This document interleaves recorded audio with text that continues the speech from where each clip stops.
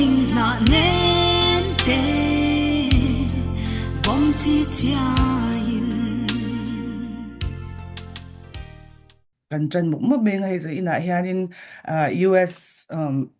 Mizo Academic Network buat saya research methods, varieties, aims and expectations dia kan seminar buat saya rantel tu zong zong te thinlung takin kan lo lom chawa kasoi du alo katu mga ama ero zo eng ho nge ni ta o te min lo ti te in lo om pal ta kin eng dang ani lawa ke ni US a om ve mi tlem te zirna lam panga han tui deuh te han kal deuh te ang chi ho hi ke mani le ke mani in ti phunan te le kan thiam ve ang chun chun kan shat ve ang chun chun mizoram tan te mizo tan te a tangkai na kan knowledge kan share the na tur platform hi atul rawa shat na a ma wangin mitlem te hi kan hanin som khom ve a kan la punzel te po kan be se a ti chuan discipline ang zong po in theology lamte sciences lamte humanities social sciences te ti khan kan ve noka thil tam tak le thil ro pui tak po kan la ti chuang bik lawa ma ro chu kan lok pui trad viau ni ti hanin kan thei angin seminar online seminar te kan buat saya ti khan kan damanga kan thiam na ang zong kha midang ina an lo man tang kai ve the nan ti le ke mani po kanin zero na zel tu rangin hetiang hi buat sai kha kan la tum zel ni ti kha kan sei lang lok du a chuwang chuanin zel ina min ro hlut sak tu te min ran tel pui tu te in vai in chunga lom thu kan sei masadu a ten resource person hi mi tam tak tan cha introduce po angai shan lawani academic world a le theological world a phe chuanin aming hi kan sheda of ready ama kan la mu chia lo pu in aming hi chu alar ve thakhat via chuan ka shia adang ni ponin sha thok chu ringa mara chu as a formal thing ang khanin kan introduce ve shimanga aming hi sangkima pachuaw ani a tuna hianin J.W. Beeson, Professor of Christian Mission and Dean of Advanced Research Programs, Asbury Theological Seminary, Kentucky, hian athok meka zirna lama hian PhD ane na chu Princeton Theological Seminary ni a masters hi Serampore College India tanga zo ani a tin Bachelor of Arts te Bachelor of Divinity te hi Serampore le Nehu chwakte ani tuna hianin hey a CV hi kan clear noi lam ka mel ni chan hi ka chiar pa dewa abon lutuka abon lutuka sai sen po ni lo zo ka thil tam tak thil ro pui le ngai san le chuan tak tak hi a career chung hian lo ti to thina ni na poimo tam tak ani to buka heng lai po hemi US main ni lovin a khovel ang zong po theological studies a chuanin mingcher kan nei mizoina kan chuan ania tin lekhabu hi engemaw zat a publish to buka pakhat pathum pali panga pasari lekhabu pum anghan pasari a publish to tuna hian pakhat about sai le me ka mizo tungin adang zong hi english a ze ania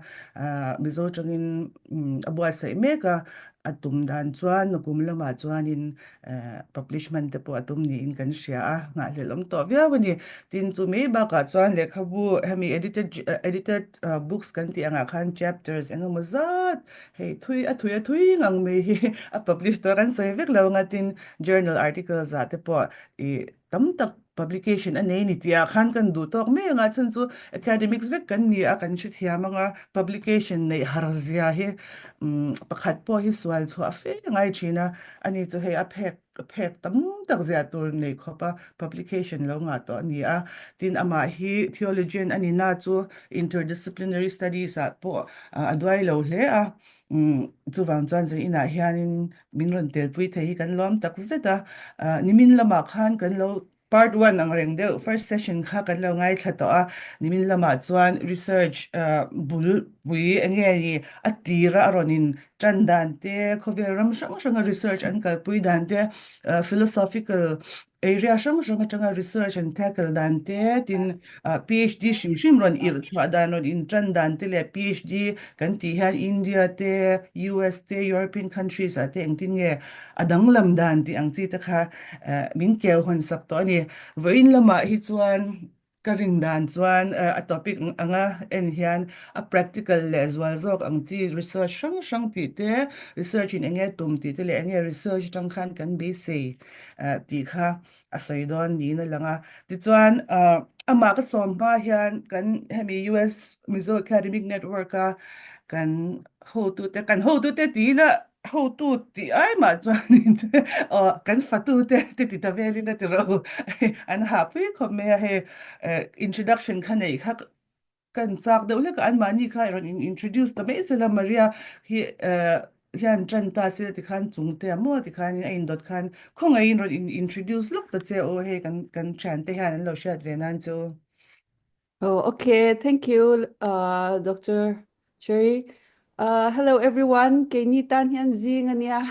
kan soy le lo ka kan o te hi chang de bul me the min lo she thiam don nia. Ki ma hi Dr. Maria kania JNU a PhD zo kania sang ni som paru khan. Chuan Delhi University na Lady Shriram College LSR assistant professor in Kathok China. Chumi nuwa Bangalore University ka inson le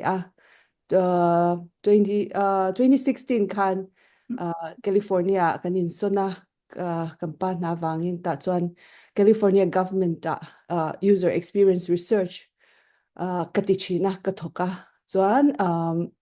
the last assignment was Apple company product specialist in ka oma chu ni me kan lom nu tuk vai nin lo kal le kan hak lel pusan ki ma talk hi. Thank you. Di ba ule kaming chulal chung no ania tuna hianin National Institute of Health Bethesda Maryland research team ka omega PhD hi UK akan kanaya chuan kanai no hela hian kain san tlan ka research lampang hi biological science lampang ania kan sar lampang related ania maseng doctor te ang chuanin kan ti pui tlak lu tuk lo ti ha sa ina ni alam pushya ta kha anti ve sela le ke hi VLC va shet renga kania ATC BD kazawa ti chuan social work lampang te po kan ti ve kan step chuanin US hian sang ti som pariata ka chukla a Master of Theology Pastoral Counseling and Psychology kazawa chumin ho Florida Council lampang director de kan trang le zuaya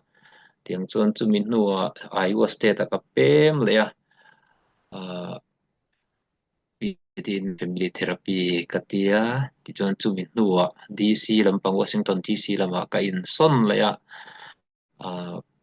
doctorate in trauma and moral injury ka chun zom le tu tiang chuan in a project te ka khoya tiang vel chuan helampanga me ka lampang hi ka tuina le abi takin chung ko lampang hi ka velian ber rania engting ye nu pa kanin potrin engting ye chu ko in fa te no omzian nei tiang chi te til chi sang zirin lim takin tui takin hun ka mang ve me Kay Jonathan Lal Siam Tarakania, research scientist in Houston, Texas a konve mekani. nya kan ti zung deuh to anga hi pusang ki ma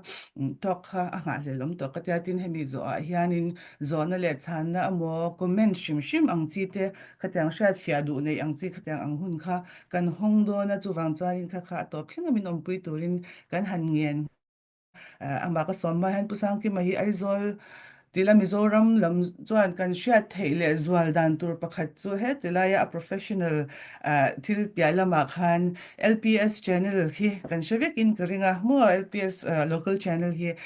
hemi pudai lawa LPS te fapa ani ti kan sei tel ve shim ani ole chuna chuan pusang ki makan som tong adu la thuma han nei sela adu in hun mang sela zalen takin thol takin man mo lawin ti khan atop thleng deuh thaw chu ti khan ikuta ka da tup me a ma se pui ngai chan lo sayanga pusang ki ma lo samang ole chi bai ule kha in Mizoram lama tanga miran tel puite kan ti lo chamlu tuk lo ang chau chumo ti in be se ne te kan han ne maro chu nimin lama ka sayang deuh khan helai hian authority aneya sai kan ni lava maro chu ngani fellow scholar ina kan interest zong te kan inser na ang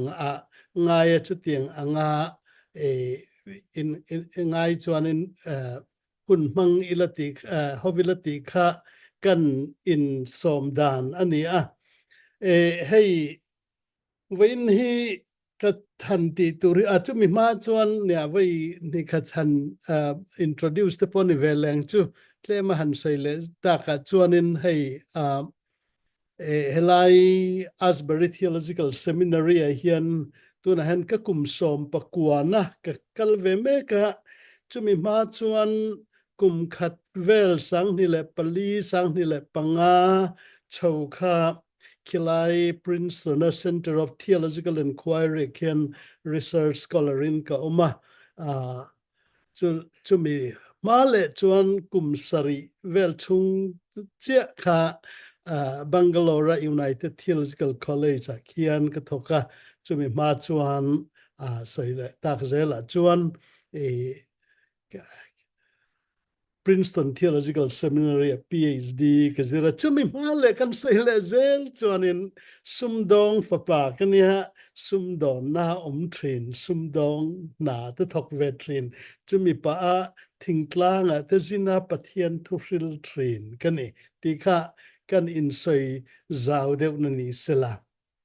ole kan thupuya kan lutanga hei screen hi kan share lenga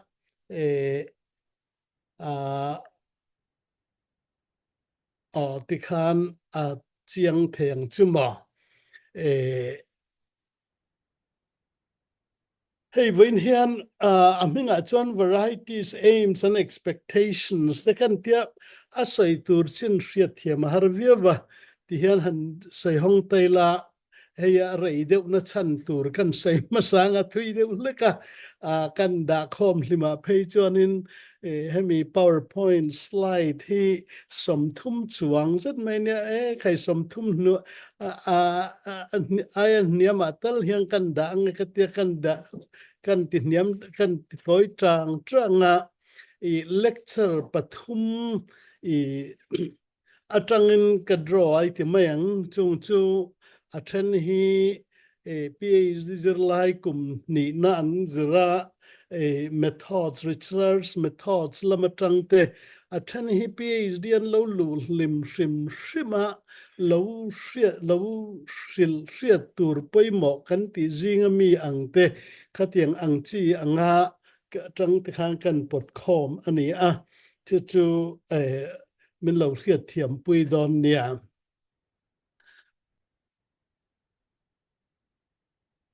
ole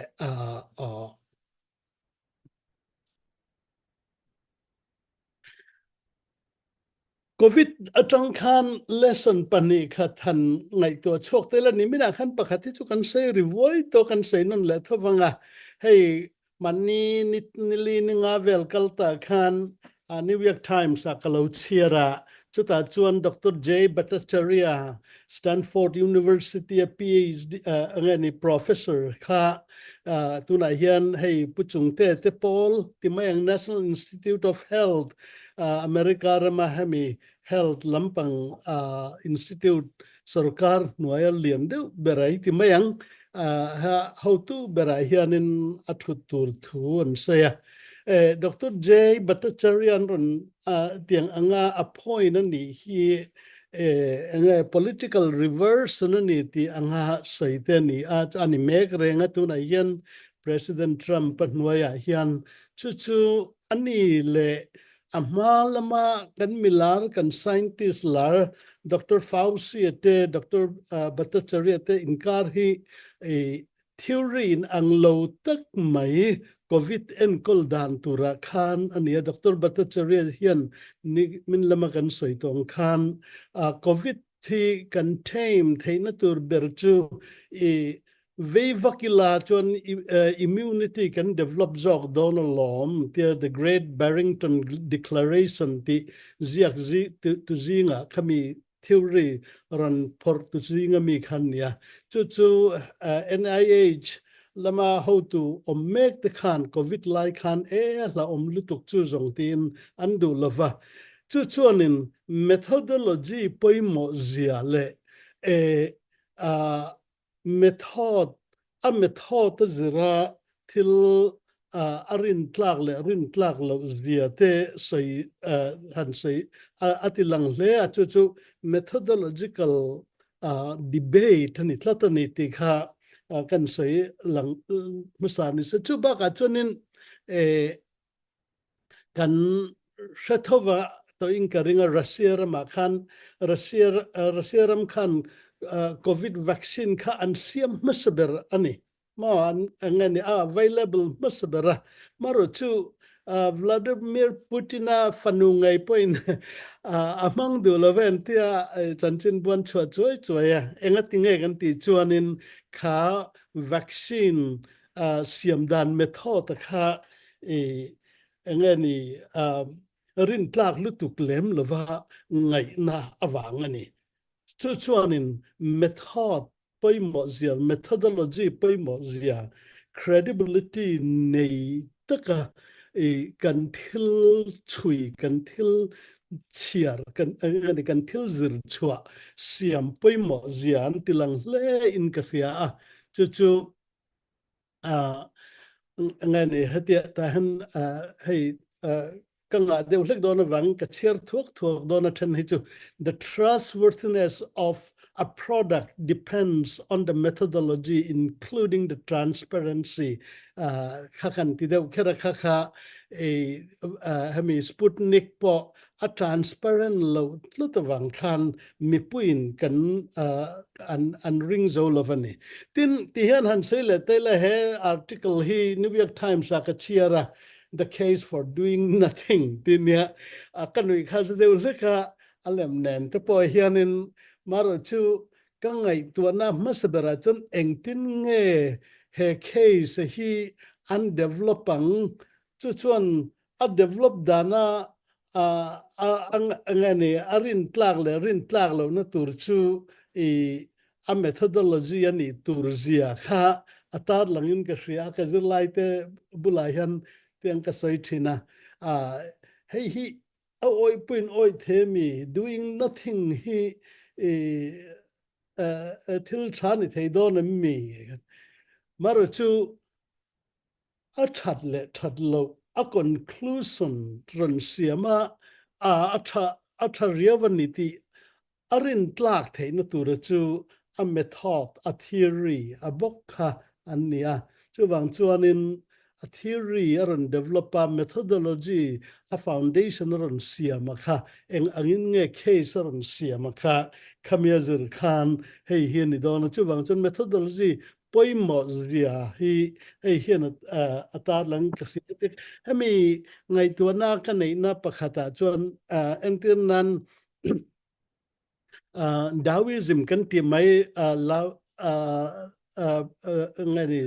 Lao Tzu le khabu an ti thin khamia Taoism zirtirna khanin wu wei an soya wu wei Chinese strong ania chu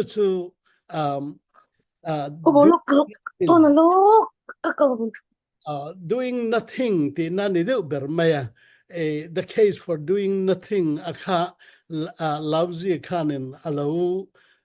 tar lang khami ang te khani chuanin ngani case poimo tak chu nei thelom ti a method zira kalau thlir na kha ani ti khani chuan method determines the trustworthiness of the story ti kha methodology poimo zia seina angin kan han mathea ngai taila chuan engtin nge method engtin nge tuna hian tamber kha chuan dissertation kan ziak to tin kan dissertation zia dan te tin la ziak lo te kan om thei boka dissertation ziak na kong ang hoi devin ril run nei ta ilangen tin chumi pialama chuan research shrim pa angani doc PhD zir zo to te point khoilaya mo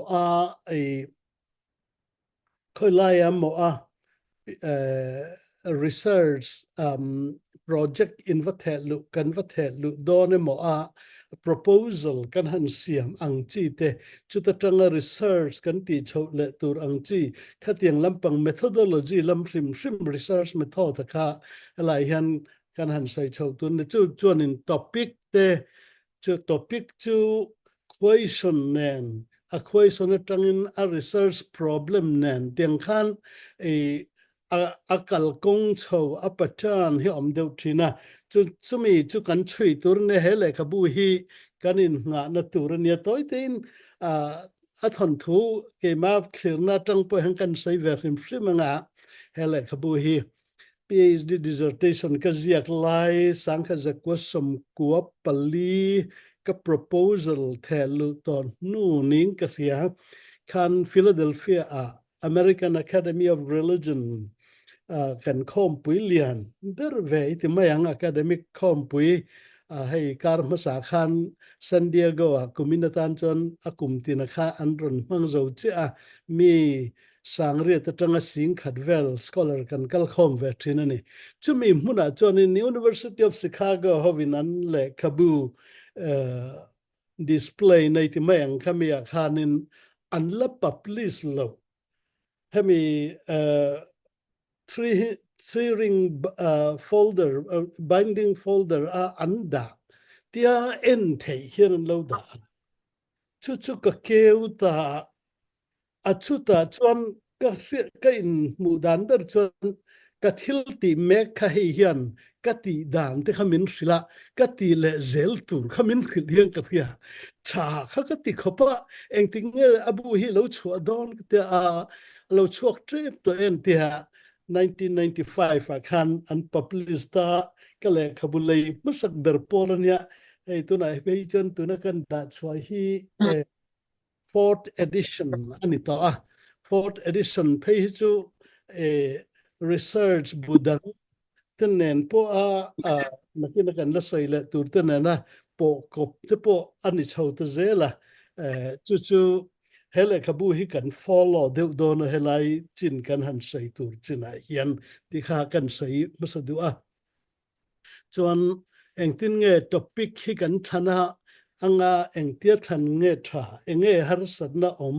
chuta tangin topic atangin engtin nge kan kal le zel thin ti ang chong kha helai he buina aron tar lan hinya abu tuna third edition ania kalawla kol phei hi chu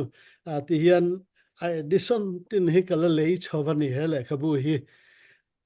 selection of a research topic hian selection hi thil har deuh mai nia keima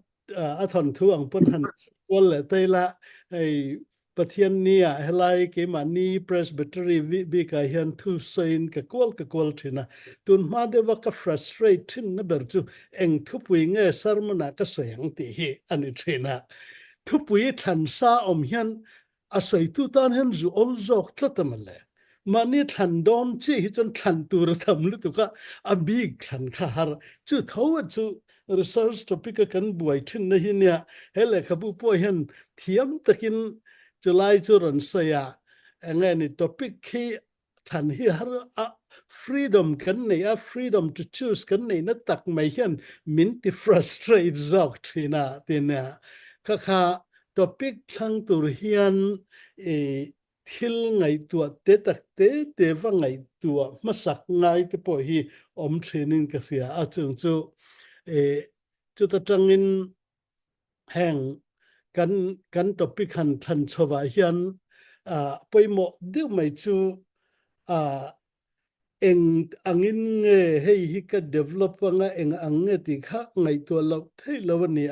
chu mi piala ma chuan ke mani future career ngai po hi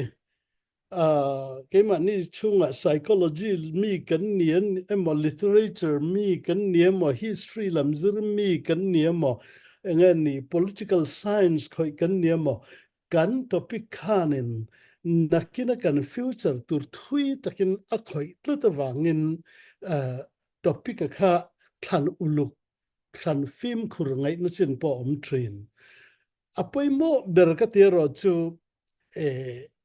cái money interest ber hi apoi mo train asan chu kan han ti tak chon atopa frustrating dewa hun te ngai ngai fatigue hun lo oma khatiang hun zong po min carry min roi chozel tu tur chu kan interest khani tin nakina kan la soenga kan interest ki money maintain zir te poni tiếng zir lai te ka fil thina chan chu nang mani it interesting thei zel nakina reading kan sei huna chu lai chu kan la sei le zo chun zom don nia chuan a topic kan han than hianin kan ril ruwa hian idea kan nei lok thin hei hi zia chua atha ka zir lai te na ke ma bikina PhD zir lai kalau enkol chua to hi chon exercise ka pek masak ber thin chu pek khat aya sei lo ka ti kher thin a toy devin I idea han ziak chuak te zia te hian mani le mania idea a generator achumi ron brainstorming na turatan hrim chuan zia chua te hi tha khami idea kha engtin nge kalau imagination kalau nei ti atang khan mani le mani in chian hei poi mo khop mai mani le mani hi chiang emokanin ti hi kan lo chiang har viau ang reng thin bok ane chuan kan ril ru chuan solution aron nei ngala chu research na tumpon renga chuanin problem aron answer achang hi chuanin engtin nge ngai tua dan thar acher chua theng ti angkan kha idea khalo om thin kha mani le mani in zo chua mani le mani in khal kha poimo khop mai research topic than na hian chu ta tang chuan zo na kan lut le thei thina zo na lu hi apoimo viau zo na hi kan nei ru reng to thin kan zo na hi enge lo ni che mani le mani in thor chua thiam apoimo adik tak chuanin kan zo na chan na kan nei la lo ko wanga topic po han than chang kan nei thin kan topic thana chui kan tum dan te khatiang angai to chung khan eng hinga ni ka zo na chia enge ni keima hian mu chua kalo tumber mania alang reng te pon yang achang chuan langlem lovin kan lo ngai to thei bok khang kha poimo khop maya tin heng zo na mang hian research kan ti question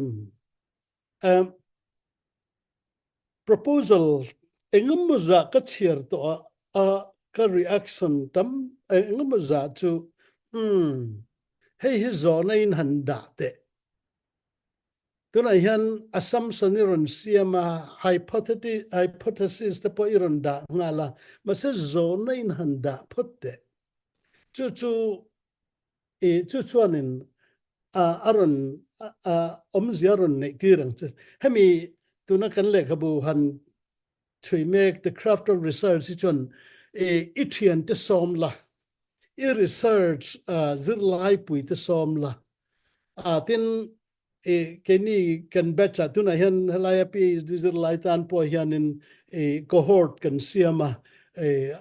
dissertation khoi tan tur ho in kom khom na tur kha khata khan zona in siam pui turin ti mai langin brainstorming turte ten brainstorming atanga research problema alu thei dan tur angai tu nute angkha chuanin zona hi alu tu ko ngai lo heavy hianin angani TikTok atanga nula pakhatin zona nuiza thak deu mai tarlan video ka da thina zalai ta tan chon hei ka ti lem na lama ka pai ta chu zona chu dumbest question enga nge geometry hi kan zir ti vela tanga ron zona mai akha ani chu a zona hi a profound ni tin scientists have in chuta New York Times aron luta ngani academic kha tlei rol pakhatina zona mai dam question an lo ngai kha adam lo zian ran saya kha tiang khan zona dam pangreng tak ming thang bera chuan Isaac Newton na Apple engwang Apple hi akunga tang na lo tlak ti zona khan te hi a zo tak em ti te po hi oma a zo tak ma zo tak lo mo kha zona Apple hi engwang in nge akunga tang na tlak chu ta tanga gravitation gravity theory aron din chho dana kha ate khan zona dam question ang tak kan ngai te po hi Adam lo zia nge amol lo zia kha zona zong he poi moni ti kha kan thu ni ta salangin chuan in zona hian chan na anei kan nei ru sa de thina atam ta gai chang kan dissertation ngai tu na po hen tia zir lai te ka cher ka ngai ka soipui hianin engemo argue dan tur ngai tu lok te po hi kan zo na tang hian kan nei tho fo ting kan nei lem lo pan huai sen ta ka zo chu ta tanga argument siam dan tur poimo atemo evidence siam dan tur poimo temo experiment ti dan tur poimo temo zonzel po kha akong ania kha research na akal dan kong chuni chuan zon hi zonon siam that heti zok hi vani om he ka zon hian engemo assumption siama assumption hi fellow tan chon van clear lo em chu wang khong kan rewrite le teng tia zona kha thlit fim mangaya khami a clear a fia ting khan a method ti employ tu rahi iron refine nga lan ni de zerani kha zona poimo zia khan ngai te la hele kabu the craft of research hian angai poimo le poimo zia po hi hele kabu ka sir tang hian ka mule zolin ka khadeu thin chuan zona chuanin chu problematize alo ngai ta hemi problem anga han zona kha answer kan chan dan tur kha ngai tua problematization hi discipline frang hian thil kan problematize dan in anglo dewa athen chutlem practical deu takani line athen chu ni chia lem lova tin hemi humanities le social science lama phe hi chuanin practical question atang hian research question po lu thui hi ngai view chu lai chu tlem han soila hele khabu tangkai ka ti view na pakhat hi an nge chu problematizing is a crucial step kan tia chu helai I han to zong hen an say tele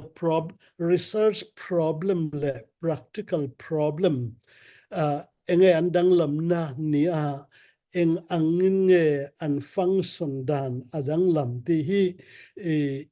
a internet nan mang taila he ka soyang khan poimo le ke mai chuanin nge ka research problem ka refine na atana he section himin pui viau tu nia chu karil ru khan practical problem alo la nei thui viau thina chumi research problem ha la kwal akha ke ma po hian kazir chau zelle zir laite po kazir pui chau lampang per nya e PhD dissertation ngani idea tia kan han sei hova tanga kamu tam ber chu practical problem solve tum lut tu kha ti na hi nia kha ta top lo khan research problem da pui ngai hian zir laite kamu tam le thina ni ti kha ke ma experience atangin chung chu engan dang lam na ti tai la helai le khabu ina soidan che ang hianin practical problem chuan khovela kan nun atanga harsat na kan nei chumi solution action mang thil ti manga solution om thei ang chia kha practical problem tia kan han soi hi chun ni a chuan research problem ro chu kan ril ruwa atanga lo chua kani a chu thil hriat dan le ngai tua dan thiam dan hriat na a lakim lo emo chiang kuang lo ngai hriat thiam dan chiang kuang lo emo ina asiam ani tlang puya chu a solution tur hian practical ani action lak lam ni lovin engtin nge information kan la kho manga chu information pang chuan he chan na hi hemi chan na hi kan siamang ti na ani te chumi danglam na chu kan ril ruwa research ti don hian siamangai poimo em ni an tirnan ti hian an tirna kan siama chu illustrator hian illustration practical problem a chuan in kar ka kar khalain a brake kan tlori ta thlat mai the brake is screeching chuan in research problem ka siam don chuan engtin nge hemi solution siam na tur hian khoi mechanic nge tha ang khoi mechanic nge om heti lampang thiam hi kakar ang thiam hi tunge thaber engtenge om ti kha research problem a karon siam ngal na chung ya chuanin research angadi research solution a chuanin online in ka en poni mai thei chan chin bu ka thlir poni mai thei a source ka gather research ka hantia eng hing tha ti khan chuanin atopa chuan o heng pathum hi an thatlang khop maya a heng zinga han hei hi a than om bere tia conclusion kan siam ta khan research solution ka siam ta a thesis kan ta ni amaro chu action kalala mialo research a chon action I vala ka kha apoimo laya ni lem lo practical solution practical problem atang chuan research po iti thawak lu tu lo ni mai the a thabera kha iti ilo ti tok lo te poni thei iwal kala iwalak ma kha chuan a solution a om lo thungani khadang lam na ani research chuanin a gather information mo ziate chumia decision siam tura theory poimo ziate thil in zom chaudan apatan hemi hini chon hati hini hetiang ang lamani chon hati zok hilo ni donati ang zong analyze poimo ziate research a chuan anita practical a kha chuan khang kha poimo rolin action vala ka kha apoi mo ta em mai khalai kha andang lam na lian tak ani ti kha ngani research problem dissertation proposal kan ziakin za asom nga ka dissertation proposal ka chiara hi chuan phek khatatanga phek som panga inkar vela hian kha research problem kha alo langta kha research problem ka thlena ka chiara ka du tok lo chon abak ka chiar le du to ngai lo abak chu angai to re lo problem a hen kan chian phot ngaya chuanin a problem a kha kan tha kan ni chuan heta literature review we mo a structure to proposal kan siam argument kaldan to logic kan siam chowe mo khang zong zong kha a problem in a keng vek tlata a problem a kha poi mo ta thina ne ti kha kan han soi ni sela chuan adot le chun identifying the right source and the right approach and the right tool kha methodology vek chu anita reng maya kema hemi thu hi chu sei thui lo po in kema experience hai ka kum som paruk na nia helai di na ka tran chin he chu mi som paruk thung chuanin dissertation examiner a engamaza ka tanga helai ki mani seminary ba ka khalai India rama Madras University te khan meron ti vele no la khanga te karon tang boka ke mani student big zinga katana chon pakhat che hi fail tla ka da ania chumi omje chu avaina dissertation kha rewrite le turin kan ti ni ber mai kum ni don aman leng haya kha ka ngai tu eng khange ni he zirlai hian ati full ber tin a mentor la chuanin a mentor khanin ama hian defend adu min nor na salat ko kan defend tirta ni aron ti ve de boknen khalai har sat na kan han to lian tak mai kan ne a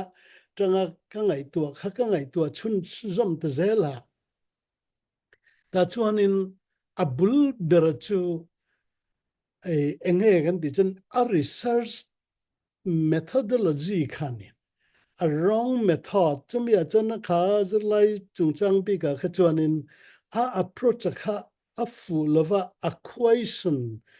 a research question a research problem le a method ran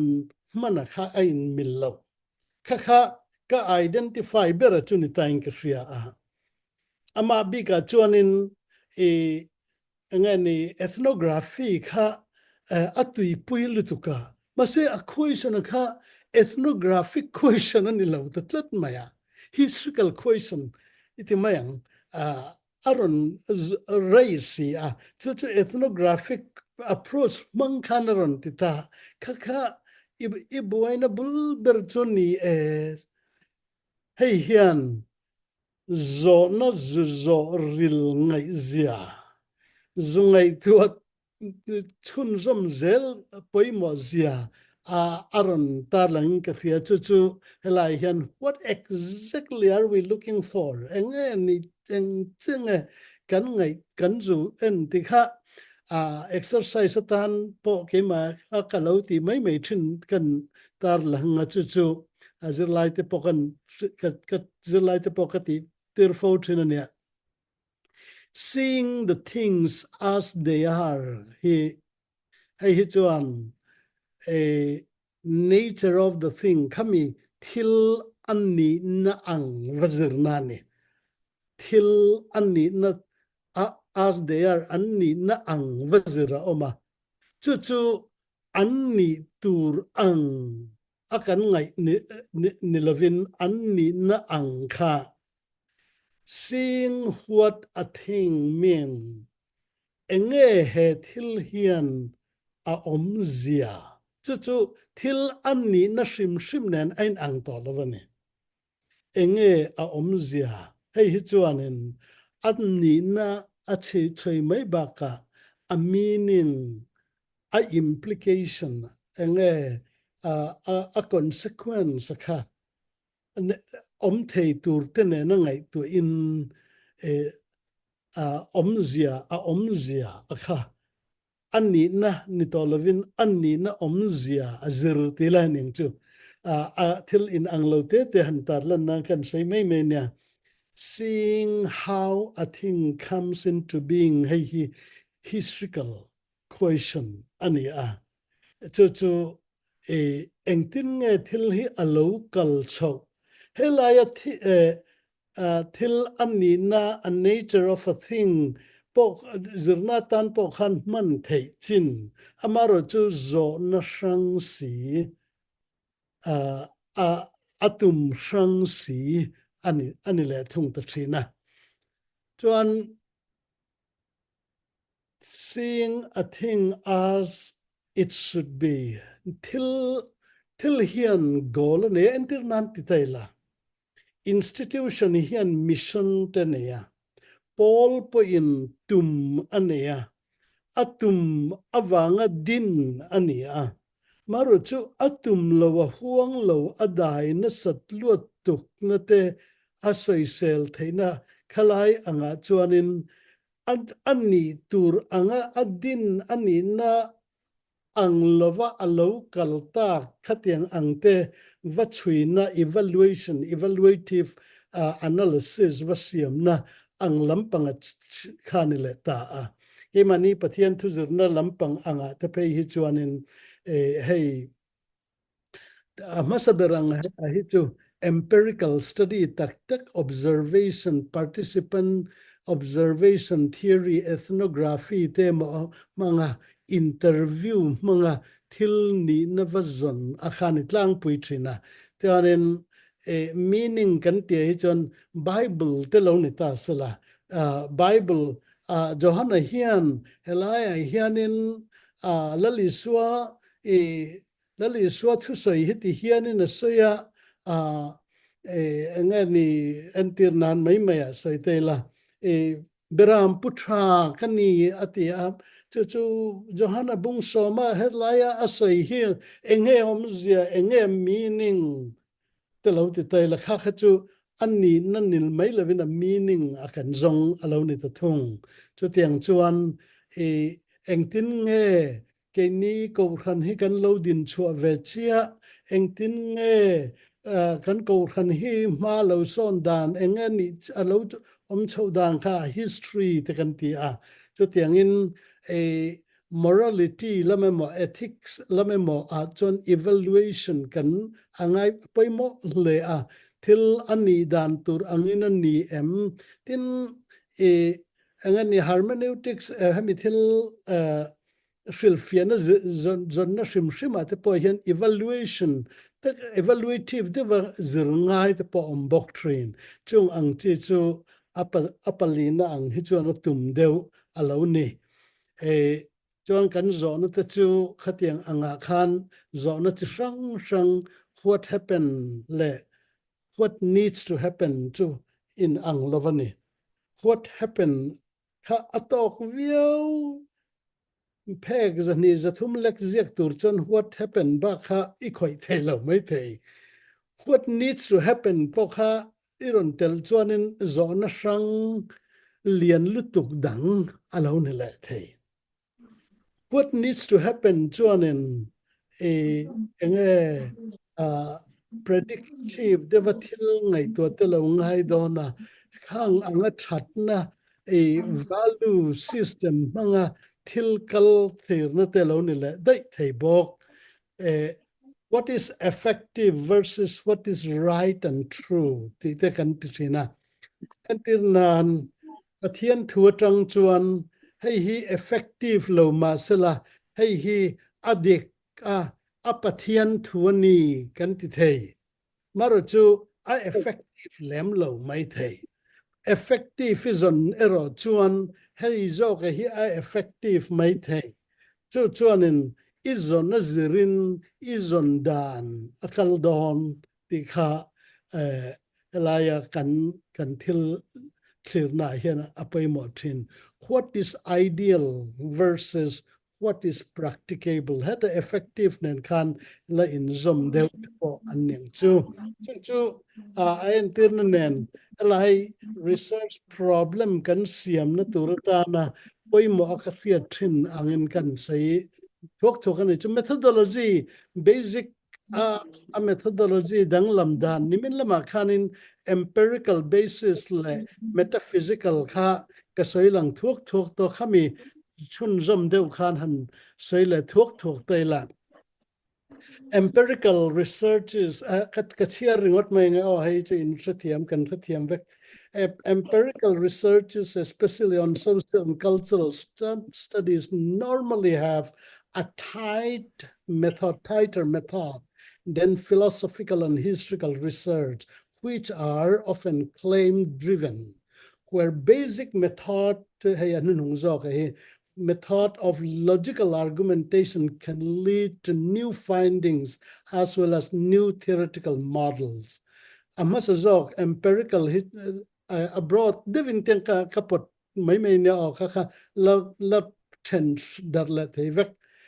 The first one requires a right and clear method driven ani mom a method khachian angai ni maru chu philosophy the chonin method khak ve sei buai lu tuklo te point akalte history a page chonin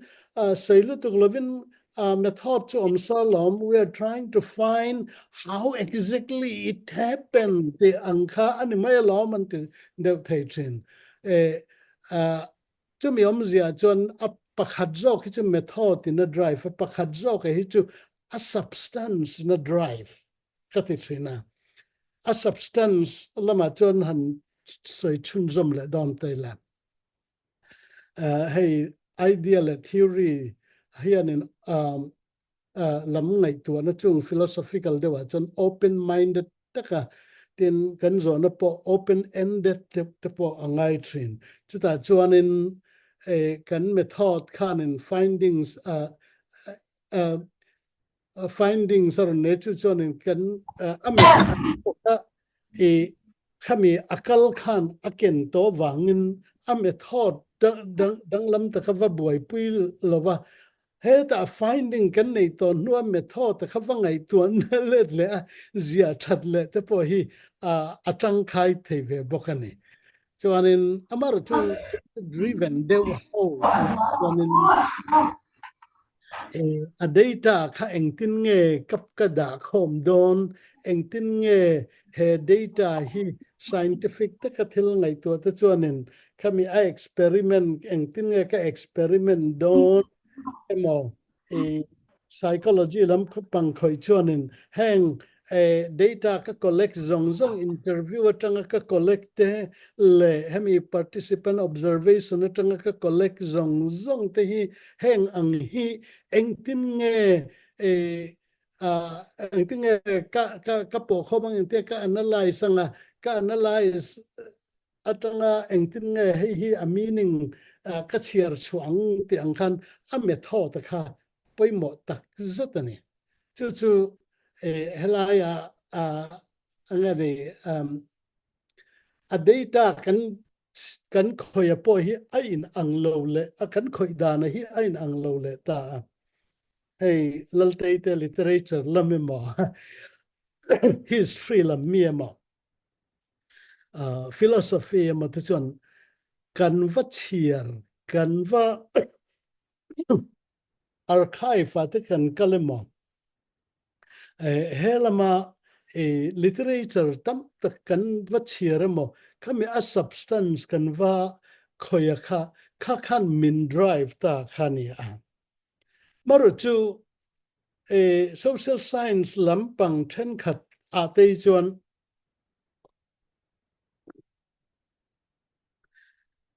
kami a substance a literature lo oma kha secondary ni tlatani acham chu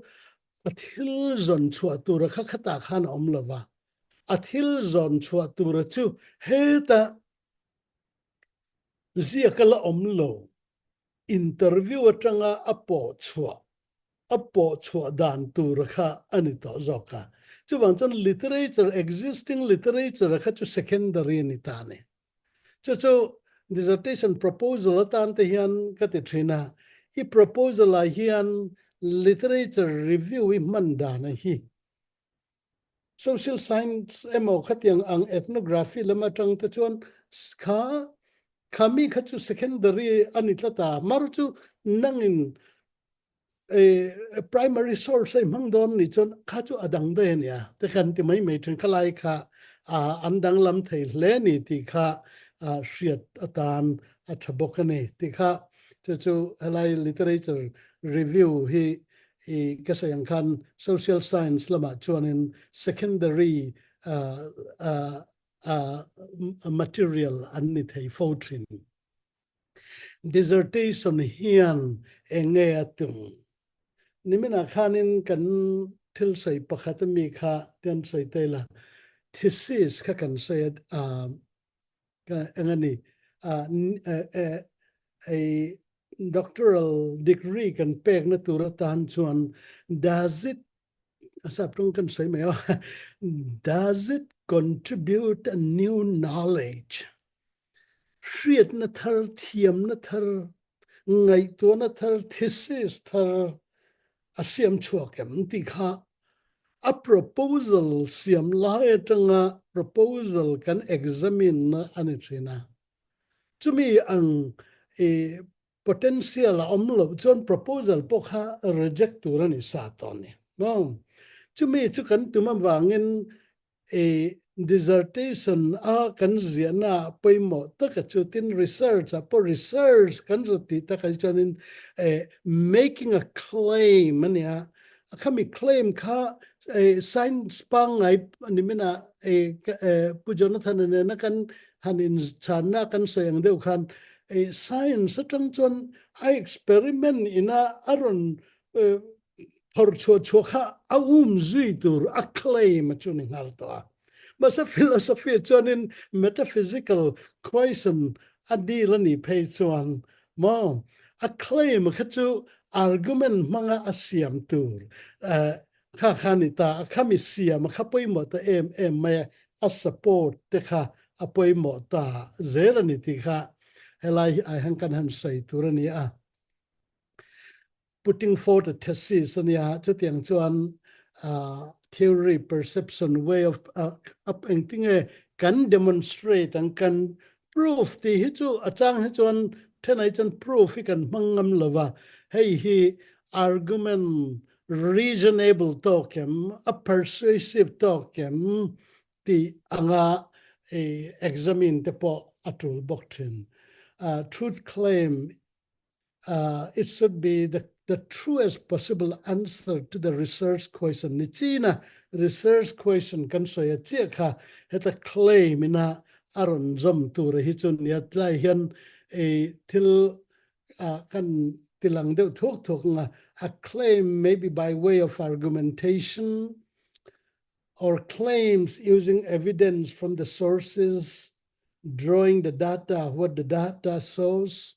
khatiang khan don chonin engtin nge support thi kan siamanga support thi engtin nge argument siam nan helai hian hele khabu hian thiam taka sei tangkai ka ti em kan tar lang chuta chuanin engtin nge I claim siam na turatana reasons imana to reason to engen ni a chumi atang chuan engtin nge siam chumi reason to enge basis to evidence ania engtin nge he assemble ti he hele khabu hianin asaya chulai chuanin chumi top nunga chon warran siam anile ta warran omzia chu I reason le I claim in car izom nakha warran kan tia chu anit devatia tuan helai hi ama lem ron da ngai hitlai hian athala kan da in lo mu thei chon hey omzia chon in introduce a problem kha chuta chuan in argument he the conclusion conclusive taka isiam theina turatan chon evidence in zongta I evidence traber atachu inda ta chumi tura chuanin I reason evidence pakhat na khanin kha evidence kha ma in evidence nia atang kai na tur chu a reason isiam che I evidence manga I point I engani I claim siam na turatan hoizonga argument isiam che khan ania chuan pathum telo nei ta la chuta chuan pakhat na le pahni na in zom dan hi a reasonable taka a logical sequence kha poi ma ta ni chu chumi zia chu thelaya a vertical a reason le evidence kan da ba ka hian a horizontal zonga kan arrange po hi a poi mo a kema chuanin kati mai train e computer mang hian thu kan zia kha athak khopa ama hian ke chuanin BD thesis ka ziak manania mo khang khat a kan ti thei mi lo kha he laia kan ziak treu to kha I alomin kan da helama kan son le dai thei ta nia kha helai kan a logical sequencing kan siam dan azir te khan khang kha tun lai chuan olsam takin kan lo ti thei ta zelani ti kha kan sai ni selangin chuan sayang khan warrants hi hatia reason manga kan siam conclusion kan vathen na turatana kan man akha kan arguments akha ani ti in hei hian se ni le culture huna culture view mai ha khonge adot le kalang or chu reading hi hei chu kati thuak ang ha maro chu paimo kati ve boxi reading in and for research reading ti hi le khachiar hi chi khat mai lawani ti ngai tuana kan man thei chuan atok hle tura kan ngai kan ti hian kan senga hei chiar ngai ka ngai hemi hi ka chiar ngai ti angatanga chiar hi chu har deuh mania chu ai chuan katiani keima atanga kan ka lo zur chuana chan zona in siam taila interesting taka zona hele khabu hen engtin tak he thupui hi dil mo engtin nge mo hemi atanga he chapter hi engtin nge ain zom dan ain zom tharengem le hanti anga le khabu hi zona in vazo tila engati nge hetiana soi mai ti hian hetiang hian soi them hatia zona khan engtin nge hi hian ngai tua chua khatiang ang searching question khan chiarila chumini lo chon research apechon kan thu chiar tori boring lutuk thein akal thein kha chuti chung po chuanin rin ain chiar hi a har fautrin chuan kan chiar dana hian research chuan engaging taka chiar ngai ni chu engaging deva kan chiar thei chuan enjoyable interesting trin bok chuan remember your question leads you into deciding heta izo na khanin heta ichiar tur ichiar chi chu azo na khan soita ila heta research question ilo siam to I problem atang khan le khabu ichiara khan engtin nge relate zo na in relevant lo chu inspectional reading tranatang in reading stages of reading khakan la sayang kha ani chauzel train chuwang chuan atira phei chuan in zo na kha kan enge ni zo pe zo thiam hrim po kha angai trin hei hi ke ma research nge ni ka tiang experience atanga ka mu da na ni trin hele khabu hi ap ka mu lim cho kan wi ti za de ul kha ma ro chu at lo thakop maya India ra makhanin I karin danin Indian edition hi to karing de let maya lo pan zon chi ning ka khia hemi hele khabu tang hianin engamo kan pot chuak do na chumia kan po chuak tur chu khami a research lampang big reading iti mayang kha helai hele khabu tang hian kan adapta in lo enri thei chon ni china ka le khabu soi the craft of research ti ang bok khan hei hi ka recommend pa ani chu what kind of reading do we need in research tia hele khabu hian reading for understanding thiara hriathiam chu reading for entertainment novel te kan thiara amin entertain a khovela min potlut khatiang angneng khachon reading for understanding to adang lama ne ka so yang khan reading for understanding a po hian question la zong la chu chuan enjoy ve thein asiam thin mom chuan the kind we need is active reading entertainment a chon recipient reading ania mo min feel min khoya min drive min min ten vela min entertain khan base research reading a chon active reading ania hei hi passive lo taka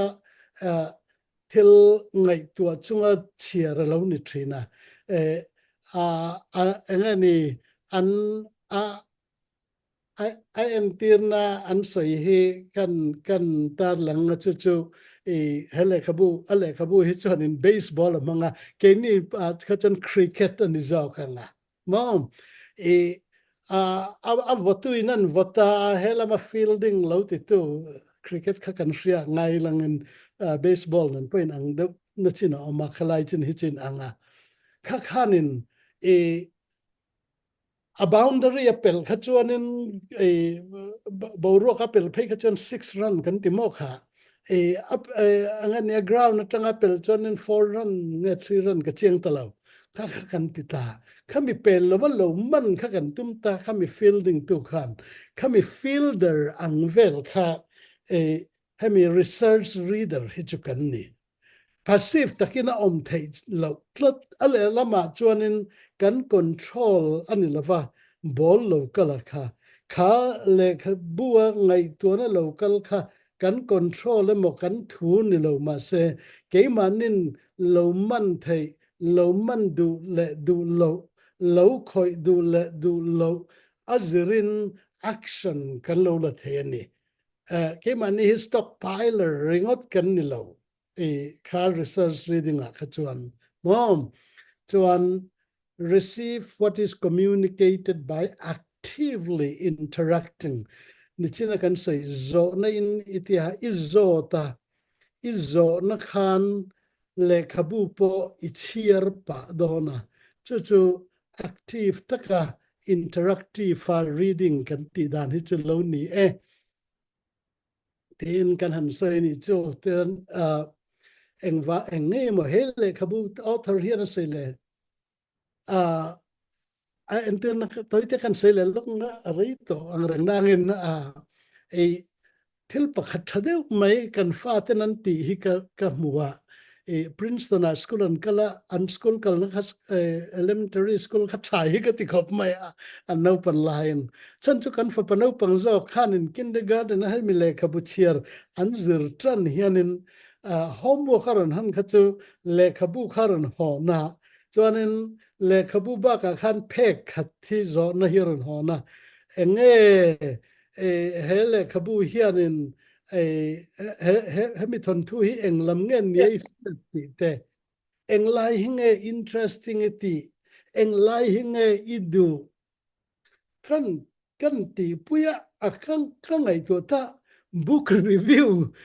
analytical book review process kan kindergarten na antran der ni himale katia khatiang deu lekhan chu zo na khan an han tia wang khan le khabu po kha kan fapa khachon ngay ni phur takin na chiar thin tlatani kami yang deu lekha helai hian research reading a hian kan develop thein ka thina chu kan in recommend dan ni selangin mo suggestion a chuan ke mani research reading a hian thil poimo tak chu we are reading it as a researcher, not just a passive recipient kha apoimo tlat kan presumption nei thin chu thil kan chiar hian kha kan chiar ziak tu khan thu nei na nei sang zoka a thu nei na in minon shrilanga a authority in chu kalo digest sanga kalo pomang kalo stockpile langa nga khati khang kan ngai to thina nilovin heta hi chuan ile khabuchiar nuaya inda biga thiang lo research reading a chuan achunga inda chu afu lo mai thei masel level khatalini inda a question is set ve ngam angai hei hi har kan ti fotrin zirlai kan ni in heta thiam na omsa khan meron ti thiam don kan ngai thina research a chun chu ni to lo heta mi kha atok don lova chumi pialama contribution kan ei na tur tan chuan ka question hi avalitani ka question ka research problem hi at research problem puitlingani ti ngai tu na ne na heng le khabu kan chiar te hi kan deal ve ngai chuan angtingani instruction anga undergraduate graduate kan lo zir thinani point tu nai chan participant angin kan zir ve thung to kan chiar ve thung to ni tikha chu chon discovery turin thesis nei turin dissertation siam turin research tling ni thei turin min shroi trina chu the point of the PhD khachu an reng thin ti kha kan hriat kha ro chuan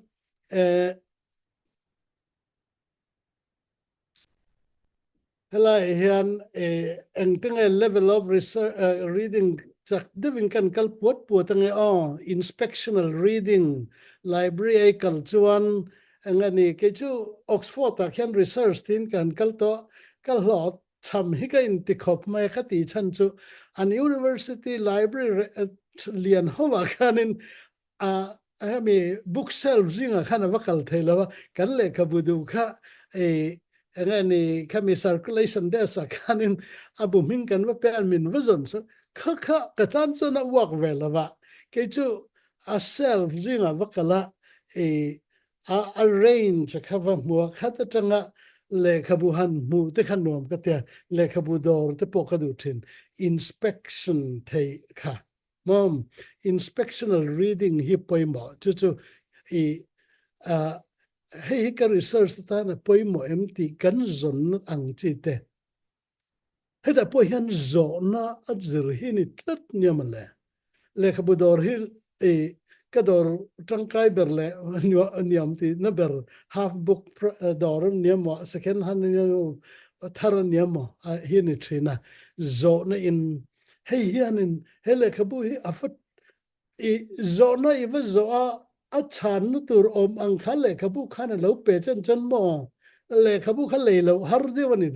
zel chin ne kha heta research problem kan sai tunan khan la in zom zel ala ni chu decision is siam ta zung thina chuan ke chon chu ka soyang khan physical library hi ka mo thin speed reading ania inspection la chuan chiar uluk lu tukila tumlo I table of contents in ena engani research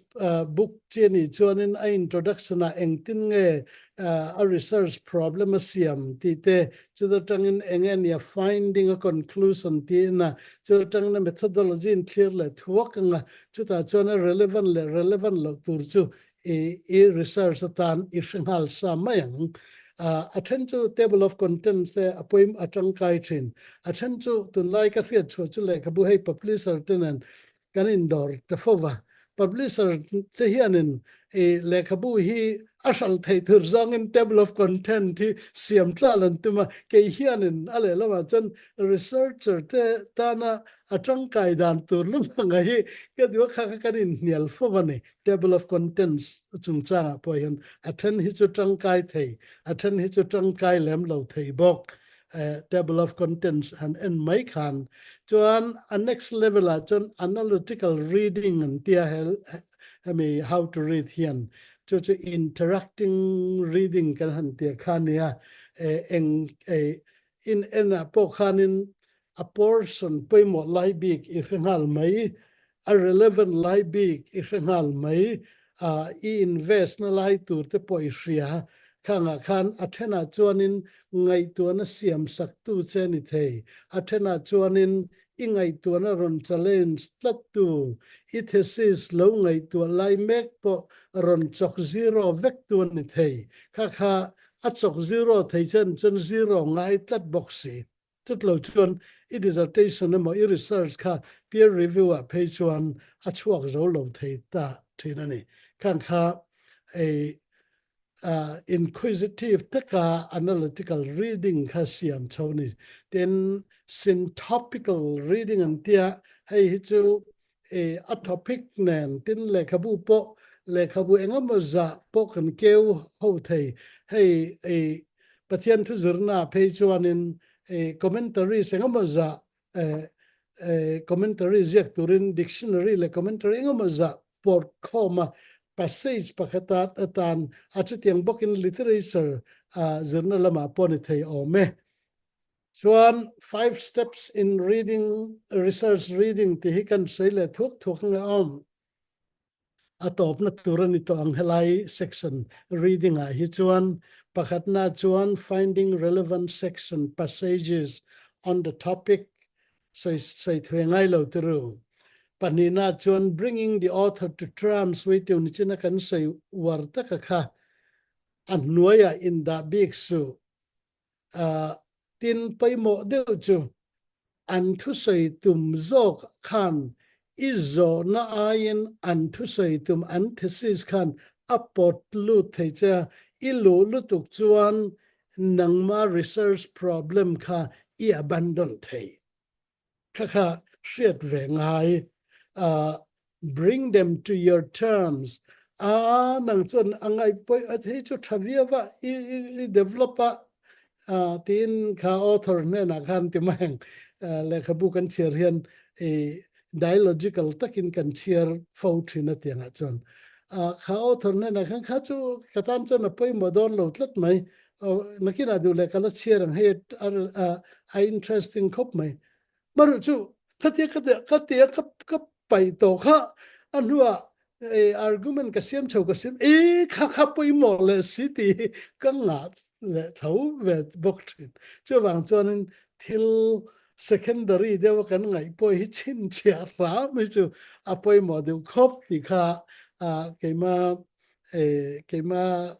experience atang chuan doctrine getting the question clear ni china kan sei boka kha anile thin research dissertation proposal kan siam lai mo heta khoi lai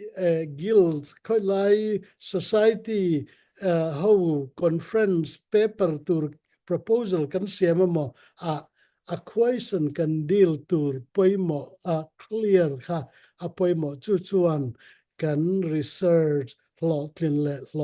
lo nate a shil em trinani palina defining the issues cho nang ma ngain a issue hi I define don chumi turta na ron pui tu tur chu anni I draw nang ma draw lu tur zela kha an la ni train ato bera discussion shrim hei ngani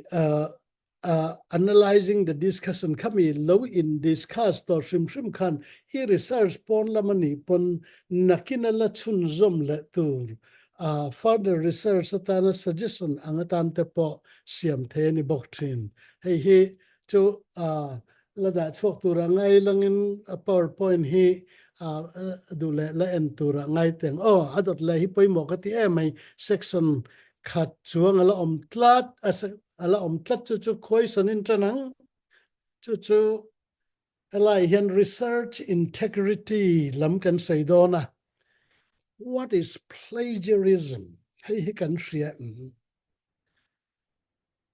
keini America rama pheichana poimo talutuk India rama po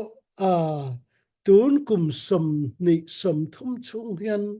plagiarism lo poi topic poi mo zia hi azual na sale mai tru enge plagiarism chu hei hian a chang thaber mai dictionary tang pain an act of presenting another person's work an idea as your own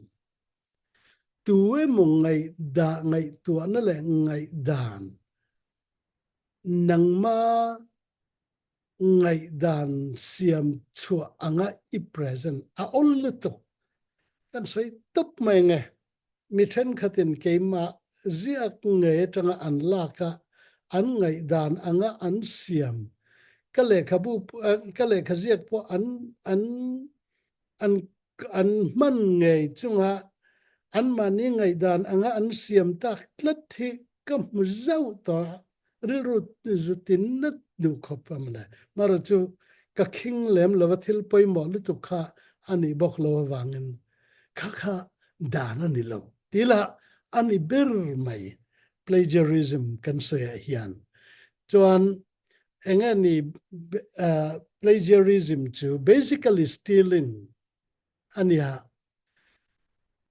keini tan hi chuan academician tan hi chuan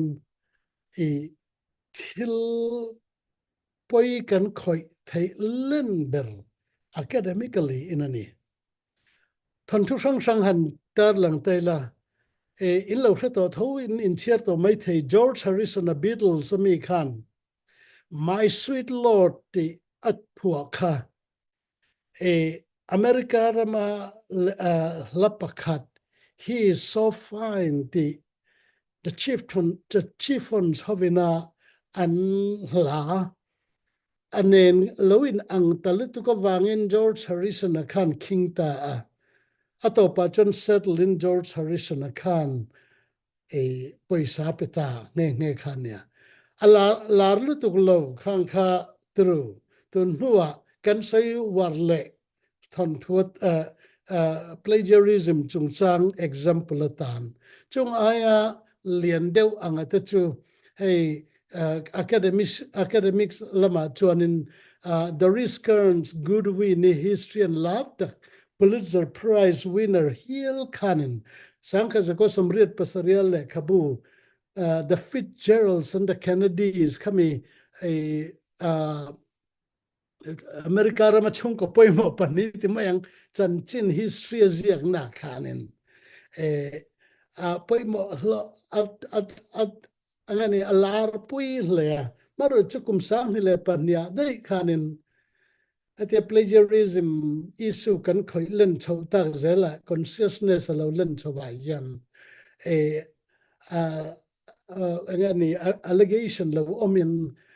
she lifted passages from numerous other works without proper citation tin anantita chuan in nial na chuak na sa guru in hianin engor u alo dik nge mai cannot taking he ka careless lu tu kan ni I careless ni chon not taking po blame ani don tho mo chu wang chon in a settle tang nge chu mi zo pi lama chon ale khabu hi aziak nan le ming chelu tu lovin ain chua ta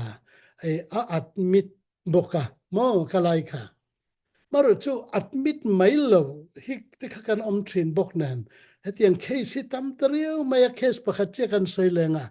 chu Senator John Walls Montana min kumsang ni le pasaria ama kha army angari military lampang zir aniatin military atanga lo chuak indona lama te ming thataka lo chuak ani chuanin master degree tahan khan army war college khan thesis azia ka chuta chuanin alo plagiarize ani chu New York Times ning ka ria ron thui chuak masatu kha ama alo larta senator alo nita sangni pasari senator ani made azia kha senator ani line lo chuak ta chuta chuanin atira chuanan trang deva maru chu mai chun lovin army war college a thesis was yana ngai khan nan chui ta a plagiarized chian zian ron muchukan mani ngai khan a master degree khan on chu saklet leta tianga degree in chu saklet leta hi ta fo ke malama experience la mai chong kan man hi kan no chuak thin andiara ma po khan UTC khan chu tianga action lak chu kan nei to thin ani chu tunlaya research apoimo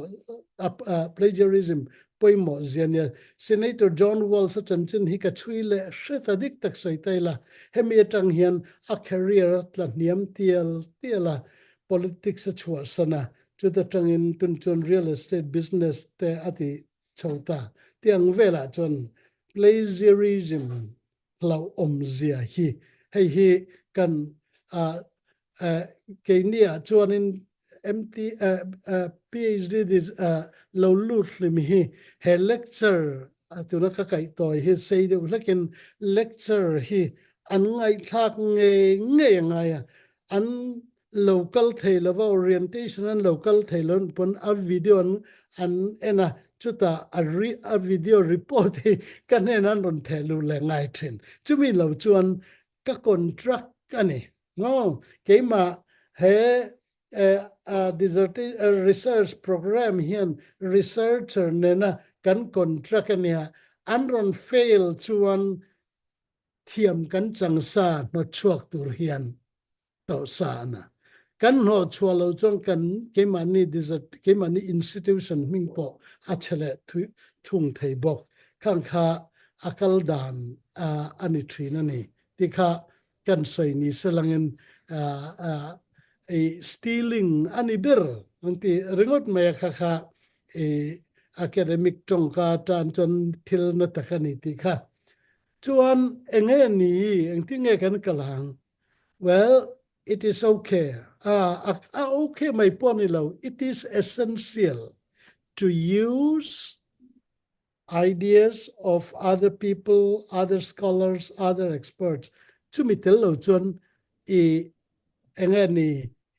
research it thailo shrim mo you have to quote them, you have to use their words, you can paraphrase their sentences as long as you credit them by using proper citation. America ramahan citation hi kan ngai poi mo khop maya kan te nga Europe ate hi chon citation hi abu tan siam lu tu lova university in method an nei te khan pum mai thina America ramai chon in association hian kan kala hey Elia Lienberg Manual for Writers of Research Paper, Thesis and Dissertation hi Elia kan tongka chon Turabian method kan titina University of Chicago method ani reu bera hi ke chon tha ka tia wangin ke mani tan chon hi official in kan mang nge tin hey literature lamatan chun MLA hi ngei mo MLA handbook hi tin psychology lampangatan chuan hey in fellow to konga American Psychological Association hovina an manual te hi tin hey biblical lama pe chun SBL handbook te kan ne ya tiang khan asang sang om thin UK a khian chun nai hian engani open university tiang te tiang hian an mani big ina an siam le khabu hi om se wa India na makhan ti deila hele khabu hi India edition om nge to amana yan revised le ni to fourth edition how to get a PhD tinya hey hi open university UK product anya hey hi thakati khop me tangkai thin Europe lama PhD ti du tan phei chuan ngani guidance thalutuk ni in ka ria teu tho tong a top trap hei kan la da tu rangai langin he manual hian plagiarism aron sei chung chang kha engani a chan le enge kan ti chan ti te khang kha ani a tunai hian plagiarism detection software hi institution zong in manata na poimo heng hi alar zola chuan turn it in te unit check te q text te ania tuna hianin grammarly hi lar ta khop maya grammarly chin rianga le ziak tu ta na tangkai ta khani ti kha le khati zong kha ka nei chu ani kalome program min tel puya min lut pui tu te kan nei than hem hle me ya alom ka tia chuan Aizawl le Mizoram chung mai pia lama Delhi lama changte JNU lama changte Canada changte po in min ran chim puya chuwang chanin discipline angzong po in science te social sciences literature ti te khan sang kan oma kan vaya hlok pui thei tur presentation is siam thiam kha ibon ka tia alom hle ni research methodology hi kalo zirtir ve to china semester khat dai hi anitang puya semester khat dai chu tharuk te lo ni ta se khami kha zania ikhung hom vek maya chu wan chani arei lo thei lo wa tin chu ti roalin apoi mo zol zong kha chu i cover vek ni in ka sha kha kan lom takzet kan lok pui takzet ani